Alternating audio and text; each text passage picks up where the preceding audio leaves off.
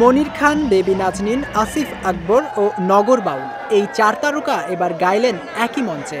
নতুন প্রজন্মকে দেশের ইতিহাস ও সংস্কৃতির সঙ্গে পরিচিত করাতে রাজধানীর মানিক মিয়া এভিনিউয়ের এ কনসার্টে বাংলাদেশের গান ও সংস্কৃতি তুলে ধরা হয়।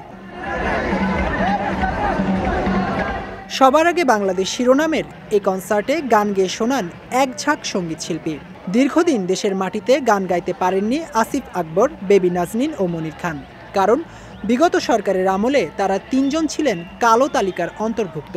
বিদেশে বিভিন্ন অনুষ্ঠানে অংশ নিলেও নিজ দেশে তারা ছিলেন কোণঠাসা। দীর্ঘ 15 বছরের অপেক্ষার পর প্রাণ খুলে গান গাইলেন তারা তিনজনই। জেমসও দীর্ঘদিন পর দেশের কোনো ওপেন এয়ার কনসার্টে অংশ নিলেন। দীর্ঘ সময়ের অপেক্ষার পর বিজয় দিবসের এই বিশেষ আয়োজনে প্রিয় গায়ক গায়িকাদের এক মঞ্চে পেয়ে তাদের ভক্তরাও দারুণ খুশি। এই প্রথম সবার আগে বাংলাদেশ নামে একটা কনসার্ট হচ্ছে, আমরা সবাই আনন্দ করতেছি। জি আলহামদুলিল্লাহ, অনেক ভালো লাগতেছে, পরিবেশটা অনেক সুন্দর, কিন্তু কথা হচ্ছে আমার একটা গার্লফ্রেন্ড নাই।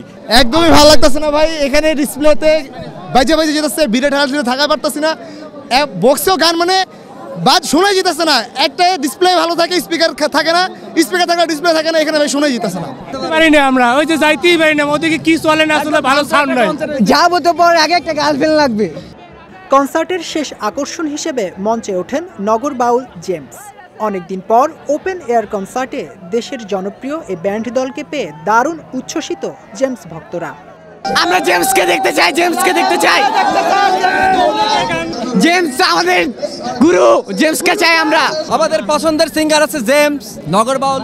কনসার্টে আরও গান গেয়ে শোনান সঙ্গীত শিল্পী সৈয়দ আব্দুল হাদি, খুরশিদ আলম, কনক চাঁপা, কণা, ইমরান, প্রীতম, মৌসুমী, জেফার ও একদল লোকশিল্পী। এছাড়াও আয়োজনে ছিল band Different Touch, Ark, Souls, Shironamhin, Artcell, Avoid Rafa ও সোনার বাংলা সকার্স।